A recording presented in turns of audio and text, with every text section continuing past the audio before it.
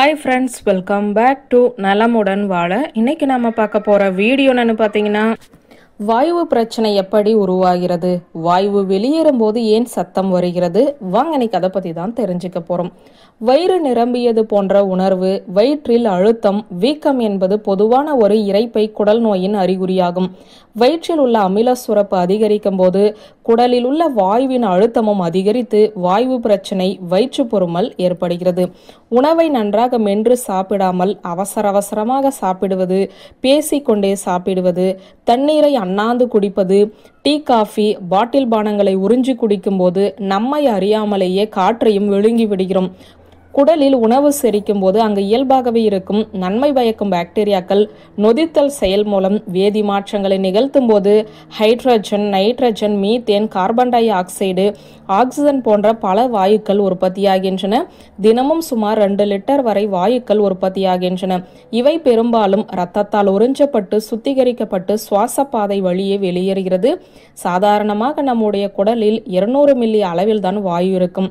இவை ஏப்பம் மூலமாக வாய் வழியாக அல்லது ஆசனவாய் வழியாக வெளியேறிவிடும். சாதாரணமாக இப்போது சொன்ன வாயுக்கள் உருவாகும் போது துர்நாற்றம் இருக்காது. ஆனால் குடலில் பெப்சின் போன்ற என்சைம்கள் பற்றாக்குறை ஏற்படும் போது புரத உணவு சரியாக செரிக்கப்படுவதில்லை. அப்போது அமோனியா, ஹைட்ரஜன் சல்பைடு, மெர்காப்டன் போன்ற வாயுக்கள் அதிக அளவில் உற்பத்தியாகி ஆசனவாய் வழியாக வெளியேறும். அப்போதுதான் அருகில் இருப்பவர்கள் மூக்கை பிடிக்கும் நிலை உருவாகிறது. பொதுவாக வயிற்றில் உள்ள ஹைட்ரஜனும் மீத்தேனும் சரியான அளவில் ஆக்சிஜனுடன் கலந்தால் சத்தமே இல்லாமல் வாயு வெளியேறும். ஆனால் இந்த கலவை அதிகமாகிவிட்டால் பக்கத்தில் உள்ளவர்கள் அதிரும்படியான சத்தம் கேட்கும். நாள் ஒன்றுக்கு சராசரியாக 15 முறை வாயு வெளியேறினால் கவலைப்பட தேவையில்லை. மொச்சை, பீன்ஸ், பட்டாணி, உருளைக்கிழங்கு, சர்க்கரை வெள்ளி கிழங்கு, பாலில் செய்த இனிப்புகள், வெங்காயம், காலிஃப்ளவர், முட்டைக்கோஸ் இவைகளை வாயு பிரச்சனை உள்ளவர்கள் அளவோடு இருப்பது நல்லது. தினமும் 3 லிட்டர் தண்ணீர் குடிக்க வேண்டும். சீரகம் உடலின் அக உறுப்புகளை சீராக்கி உடலை பலப்படுத்தும். சீரக தண்ணீர் தினமும் காலை மாலை வேளைகளில் இளஞ்சூட்டில் குடித்து வந்தால் வாயு பிரச்சனை குறையும்.